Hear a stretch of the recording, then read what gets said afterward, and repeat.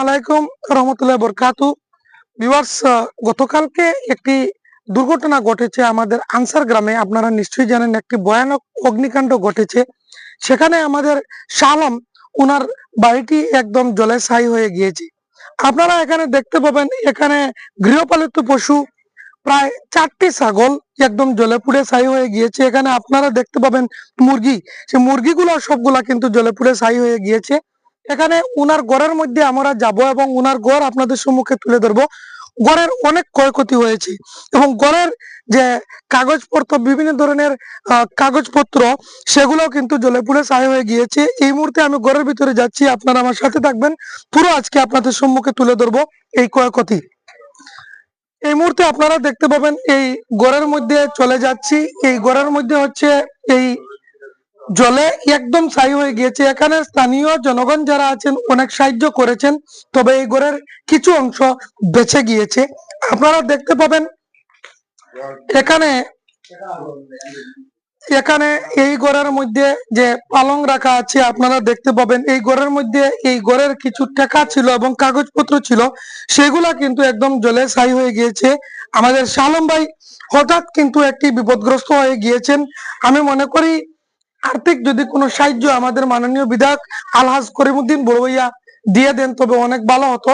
সবাই আপনারা ভিডিওটি বেশি বেশি শেয়ার করবেন। আমি বেশি কিছু লম্বা করব না। এখানে গৃহপালিত পশুর মধ্যে আরো একটি গরু আছে, প্রায় অর্ধাংশ জলে গিয়েছে। সেটিও আমি আপনাদের সম্মুখে তুলে ধরবো। এখানে স্থানীয় জনগণের কাছ থেকে জানবো যে এই আগুনটি কিভাবে লেগেছে।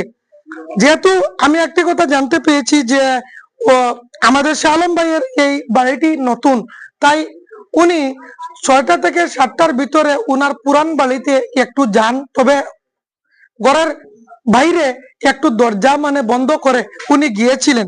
তো যাওয়ার 15 থেকে 20 মিনিট পরে হঠাৎ করে এই আগুনটি লেগে গিয়েছিল। তবে জানা যায়নি বিস্তারিত। তবে এখানে আমি বিস্তারিত জানার চেষ্টা করব। আগুনটা কিরকম লাগছে আপনি জানেননি? কিরকম লাগছে এটা?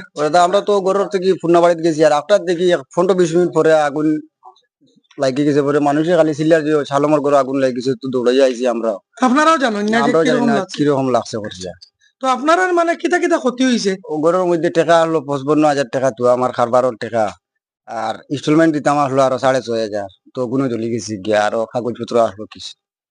তো আপনি কিতা করেন? আমি তো একটু আগে কইছি যে আমরা মাননীয় বিধায়ক কাজ করি, তানে কইছি যে একবার দৃষ্টি আকর্ষণ করে, তাই যদি খালি একবার আইনো বলা আইনো। তো এটা আপনি কিতা করেন?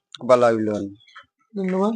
তো ভিউয়ার্স, দেখতে পাইতা আরো একটা রুম আছে এখানের মধ্যে, পুরা ঘরটা একদম শেষ। তো আমি আজকে বেশি আর কিছু লম্বা করব না, কেননা এই ঘরের যে অবস্থা আপনারা নিশ্চয়ই জানেন।